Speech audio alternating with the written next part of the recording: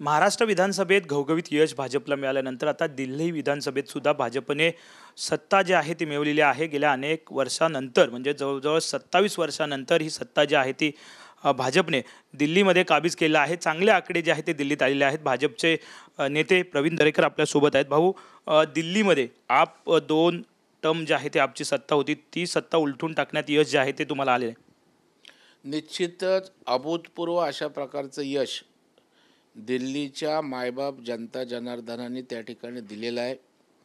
सर्वप्रथम मी मनापासून या ठिकाणी दिल्लीच्या जनतेचे आभार मानतो की त्याने जी 10 वर्ष त्या ठिकाणी आपला दिली होती, परंतु भ्रमनिरास आपच्या सरकारने त्या ठिकाणी केला आणि शेवटी जनतेचा एवढा रोष त्या ठिकाणी झाला की चांगला पर्याय त्या ठिकाणी भारतीय जनता पार्टी त्या ठिकाणी जनतेला वाटला.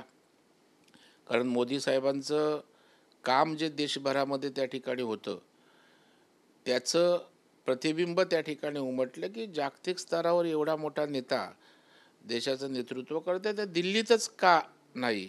आणि मग दिल्लीतल्या नौटंकीला लोक खरं निश्चितपणे जो काही आव केजरीवाल असेल त्यांच्या नेत्यांनी भ्रष्टाचाराच्या विरोधात आणला होता. आणि या जगामध्ये आम्ही म्हणजेच त्या ठिकाणी प्रतिभासंपन्न लोक, अख्खं जग भ्रष्टाचारी, तो त्यांचा भ्रमाचा भोपळा या ठिकाणी खाडकन त्या ठिकाणी फुटलेला आहे. आणि म्हणून आपण बघाल की जे आरोप केले, जे घोटाळे झाले, ज्या आधारे त्या ठिकाणी केजरीवाल आणि त्यांचे सर्व सहकारी जेलमध्ये गेले, ते लोकांना आरोप पटले आणि वस्तुस्थिती त्यांना खरी वाटली. आणि म्हणून त्या ठिकाणी कितीही जाऊन साव बनण्याचा प्रयत्न त्या ठिकाणी आपच्या नेत्यांनी उमेदवारांनी केला, परंतु जनतेनं त्यांना धुडकावलं. आणि त्यामुळे जनतेला गृहीत धरणं म्हणजे आम्हीच आहोत अशा प्रकारचा जो आविर्भाव होता तो जनतेने पूर्णपणे त्या ठिकाणी खोडून काढला. आणि भारतीय जनता पार्टीने अत्यंत गांभीर्याने ही निवडणूक लढवली, अत्यंत सखोलपणे मायन्युटली निवडणूक लढवली. अगदी नेत्यांपासून ते आमच्या तळागाळातल्या कार्यकर्त्यांपर्यंत झोकून देऊन 50% वर मतं आणायचीच या निर्धारानं कामाला लागलो होतो. आणि त्याचबरोबर अनेक चांगली आश्वासनं या ठिकाणी जी आम्ही दिली तीही लोकांना प्रभावित करणारी त्या ठिकाणी ठरली.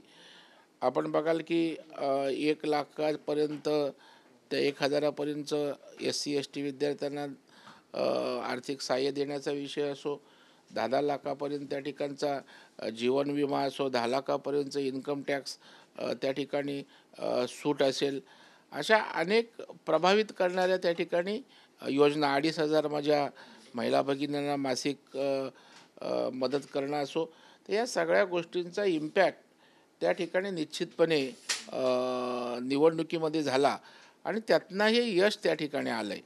आणि केजरीवाल केवळ इमोशनल त्या ठिकाणी जाऊन भावनिक बनून त्या ठिकाणी जो काही देखावा करत होते त्याला लोक भुलली नाहीत. लोकांनी विकासाला प्राधान्य दिलं.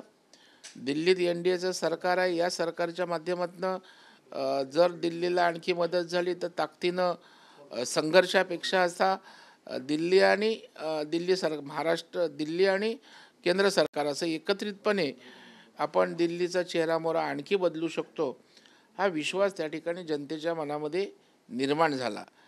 खोटी आश्वासनं वेगवेगळे देण्याचा प्रयत्न केला, ती आश्वासनं त्या ठिकाणी लोकांना पटली नाहीत, किंबहुना आम्ही त्या ठिकाणी खोडून काढली. बांगलादेशी घुसखोर असतील, रोहिंग्या मुसलमान असतील, त्यांना आयडेंटिटी कार्ड आपण दिलं, ओळखपत्र दिलं. अशा ज्या काही मतदारांना लुभावणाऱ्या गोष्टी करण्याचा प्रयत्न केलात, परंतु काही यशस्वी झालं नाही. एका तर मौलवीने त्या ठिकाणी ऑन कॅमेरा त्या ठिकाणी सांगितलं की भारतीय जनता पार्टीचा आमच्या मनामध्ये डर पैदा करायचा आणि स्वतःची मतांची पोळी त्या ठिकाणी भाजायची. तर मला वाटतं तेही त्या ठिकाणी आवडलेलं नाही आणि मोठ्या प्रमाणावर त्यांचंही मतदान त्यांना त्या ठिकाणी झालेलं नाही. 27 राज्यसुद्धा महत्त्वपूर्ण आहे. आप होतं, त्याआधी काँग्रेस होतं आणि त्यानंतर त्याच्या आधी भाजप होतं. त्यामुळे आता पुन्हा एकदा यश दिल्लीत मिळाले. काय सूत्र होती, काय गणितं होती या विजयामागची, काय नेमकं? नाही, मला वाटतं की भारतीय जनता पार्टीचं नियोजनच अत्यंत उत्तम त्या ठिकाणी होतं. लोकांना भावणाऱ्या गोष्टी त्या ठिकाणी आम्ही देण्याचा प्रयत्न केला, आश्वासनं दिलीत, ज्याची पूर्तता निश्चित आम्ही त्या ठिकाणी करू. आणि खोटा बुरका पांघरून जे आपचे नेते किंवा केजरीवाल त्या ठिकाणी लोकांसमोर जात होते, तो त्यांचा मद्य घोटाळा असेल, इतर घोटाळे असतील, जेलवारी असेल, यातनं लोकांना यांचा भंपकपणा उघड झाला की हे दाखवतात प्रतिमा वेगळी, ॲक्च्युली ते तसे नाही आहेत. आणि त्याच्यामुळं लोकांच्या मनामध्ये या ठिकाणी त्यांच्या विरोधात त्या ठिकाणी रोष प्रचंड निर्माण झाला. आणि मग काँग्रेसचं काय अस्तित्वहीन काँग्रेस होत चालले. मग पर्याय कोण? तर पर्याय काँग्रेस नाही, कारण काँग्रेस देशात एकत्र आपबरोबर पुन्हा या ठिकाणी जिथे सोयीचं आहे तिथे विरोधात. आपण बघाल आपले प्रथेश वर्मा जे आहेत तिथं त्या ठिकाणी काँग्रेसचे दीक्षित उभे होते, संदीप दीक्षित, केजरीवाल तिथेच उभे. त्याच्यामुळे तुमचा कशाला मेळ नाही आहे आणि काँग्रेस हा काय पर्याय ठरू शकत नाही आहे. काँग्रेस उद्या त्या ठिकाणी इथे जरी आलं तरी काही होऊ शकत नाही आहे. त्याच्यामुळे दिल्लीतली सत्ता ज्या पक्षाच्या हातामध्ये आहे त्याच पक्षाला या ठिकाणी जर सरकार बनवायला दिलं तर त्या ठिकाणी उत्तम अशा प्रकारचा विकास त्या ठिकाणी होऊ शकतो. हे त्या ठिकाणी मनावर दिल्लीच्या जनतेच्या ठामपणे त्या ठिकाणी रुजलं बिमलं आणि त्याचं प्रत्यंतर निवडणुकीच्या निकालात आपल्याला दिसला असेल. संजय राऊत असं म्हणतात की महाराष्ट्र पॅटर्न जो आहे तो दिल्लीत राबवला गेला. ज्या पद्धतीनं आरोप संजय राऊत किंवा राहुल गांधी असतील, सुप्रिया सुळे सगळ्यांनीच केलेले आपल्याला पाहायला मिळाले होते की EVM जे आहे ते हॅक केले किंवा EVMचा वापर केला. तोच आरोप आता पुन्हा एकदा दिल्लीच्या निकालानंतर करताना पाहायला मिळतो. मला वाटतं आताच्या निकालापर्यंत संजय राऊत स्वस्थ बसूच शकत नव्हते, म्हणून कालच त्यांना निकालाचा अंदाज त्या ठिकाणी आला होता. आणि म्हणून राहुल गांधीसहित त्यांनी सुप्रियाताईंनी कालच त्या ठिकाणी सपशेल अपयश स्वीकारलं होतं. आणि मग रडीचा डाव निकाल लागण्यापूर्वीच त्यांनी सुरू केला, ज्याची आता पुन्हा ओढत आहेत. म्हणजे कालच त्यांनी EVMच्या घोटाळ्यासंदर्भात पुन्हा वक्तव्य करून उद्या आमचा पराभव होणार आहे आणि मग हा पराभव EVMमुळं होणार आहे हे अधोरेखित करण्याचा केविलवाना त्यांचा जो प्रयत्न होता तो पुन्हा आज त्या ठिकाणी अधोरेखित करतायत. परंतु लोकांना ते मूर्ख समजत आहेत. लोक मूर्ख नाहीत, लोक सजग आहेत दिल्लीतली. तुम्ही मूर्खपणासारखी वक्तव्य करताय आणि त्याच्यामुळे लोकांनी सजगतेनं, कारण दिल्लीत ब्युरोक्रॅट्स आहेत, सुशिक्षित वर्ग आहे, उद्योगपती आहेत मोठे, त्याच्यामुळे मला वाटतं तिथला मतदार असा कसाही मतदान करत नसतो. आणि त्याच्यामुळे अत्यंत चोखंदळपणे भारतीय जनता पार्टीला दिल्लीकरांनी त्या ठिकाणी स्वीकारलेला आहे, दिल्लीच्या विकासासाठी, दिल्लीच्या भविष्यासाठी. एक शेवटचा प्रश्न. संजय राऊतांनी देवेंद्र फडणवीस यांच्यावरती सुद्धा एक टीका केली आहे की देवेंद्र फडणवीस हे महाराष्ट्रातलेच नेता आहेत, तरी महाराष्ट्रातच बघावं, ते अजून राष्ट्रीय नेते झालेले नाही आहेत. कालच्या पत्रकार परिषदेनंतर त्यांनी जे उत्तर दिलं होतं त्यावरती त्यांनी प्रतिउत्तर संजय राऊतांनी, ते कुप्रसिद्ध टीकाकार म्हणून संजय राऊत पुढे येत आहेत. आता देवेंद्र फडणवीसांच्या नखाची तरी सर आहे का संजय राऊतांना?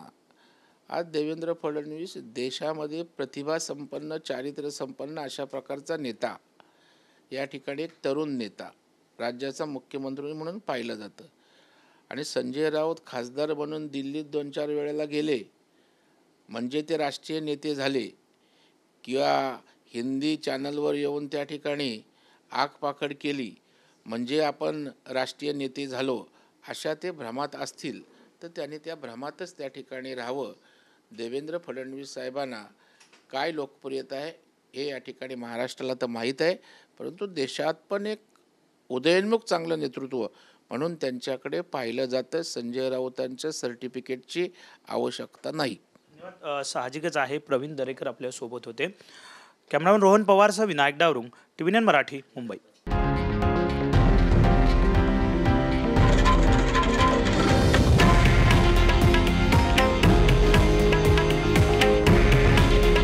हे आहे देशातील नंबर 1 न्यूज नेटवर्क आणि आपण पाहत आहात TV9 मराठी.